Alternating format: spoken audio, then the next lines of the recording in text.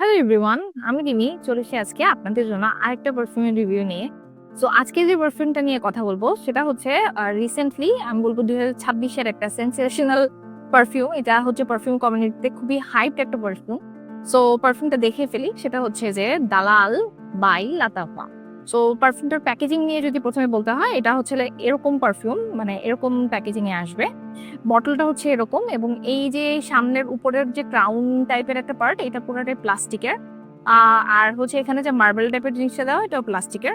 So এটার grip অত বেশি স্ট্রং না। সো যারা কিনবেন তারা এখান থেকে ধরলে আমার মনে হয় পড়ে যেতে পারে বা ভেঙে যেতে পারে। সো এখান থেকে ধরাটা সেই। সো ওই পারফিউমটা নিয়ে যদি প্রথমেই বলি, পারফিউমটা আমার কাছে না ভালো লেগেছে, মানে আফটার ম্যাসারেশন। সো প্রথম যখন নিয়েছি তখন আসলে এটা আমার ব্লাইন্ড বাই ছিল।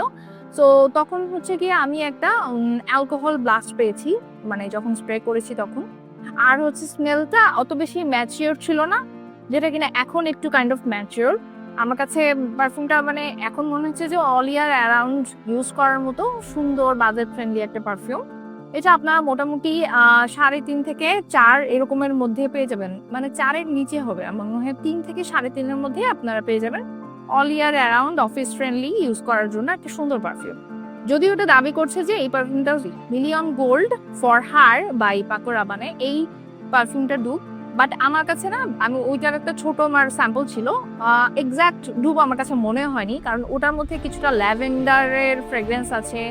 আবার হচ্ছে ওটার মধ্যে হচ্ছে গিয়ে যেটা আমি বলবো যে একটু ডিফারেন্ট আমার কাছে, নোটস গুলো যদি আমি দেখি, ওটার মধ্যে হচ্ছে গিয়ে পেয়ার আছে, যেখানে এটার মধ্যে হচ্ছে গ্রিন অ্যাপেল দেওয়া। আবার এটার মধ্যে হচ্ছে ওটার মধ্যে রোজ আছে, এটার মধ্যে রোজ আসলে আমি পাই নাই। সো আমি বলবো যে এই হিসেবে এক্সাক্ট গ্রুপ যারা বলছেন, আমি একটু ডিফার করবো, মানে I do not agree with them exactly. So এটার নোটস নিয়ে যদি প্রথমেই বলি, এটার টপ নোটসে আছে গ্রিন অ্যাপেল, ম্যান্ডারিন। মিডল নোটসে আছে জ্যাসমিন, ইলাং ইলাং, অরেঞ্জ। আর হচ্ছে বেস নোটসে আছে ভ্যানিলা, মাস্ক এবং ওক মস।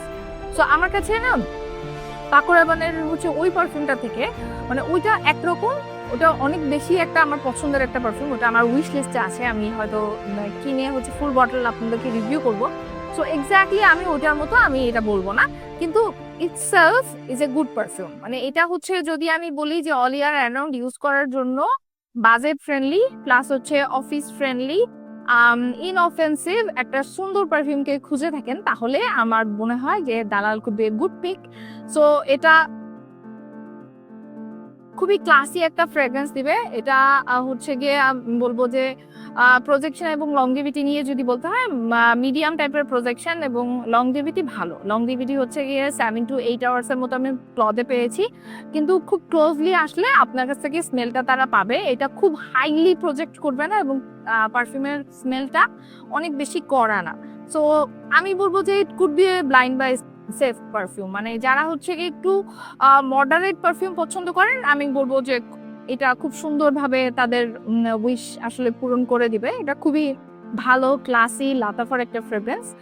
আর হচ্ছে এটার মধ্যে আমি মিডল ইস্টার্ন ভাইবটাও একটু কম পেয়েছি। সো সবকিছু মিলিয়ে এটা আসলে একটা খুব সুন্দর প্যাকেজ একটা পারফিউম। মানে প্রাইস বা হচ্ছে গিয়ে লংজিভিটি বা প্রোটেকশন বা হচ্ছে গিয়ে অল ইয়ার অ্যারাউন্ড ইউজ করার জন্য this is a very good pick. But যারা আসলে পাকো রাবানের হচ্ছে গিয়ে ওই পারফিউমটা খুঁজছেন, মিলিয়ন গোল্ড ফর হার, আমি বলবো এটা এক্স্যাক্টলি আমার কাছে ওরকম লাগে না। এখন পারফিউম জিনিসটা না আসলে এক একজনের কাছে এক এক রকম লাগে, হ্যাঁ। সো যাদের কাছে আসলে ওটার মতো লাগছে তারাও নিতে পারেন, আর যারা হচ্ছে গিয়ে অল ইয়ার অ্যারাউন্ড ইউজ করার জন্য একটা ক্লাসিক ফ্রেগ্রেন্স খুঁজছেন, ইনঅফেন্সিভ, তাদের জন্য আমি বলবো যে this is a very great pick. So এটাই ছিল আজকের পারফিউমের রিভিউ, দালাল বাই লাতাফা। সবাই ইউজ করে অবশ্যই কমেন্ট করবেন যে কেমন লাগলো। আমার মতামতের সাথে আপনাদের মতামত মিললো কিনা স্নিফিং গেমের সাথে থাকবেন। Thank you.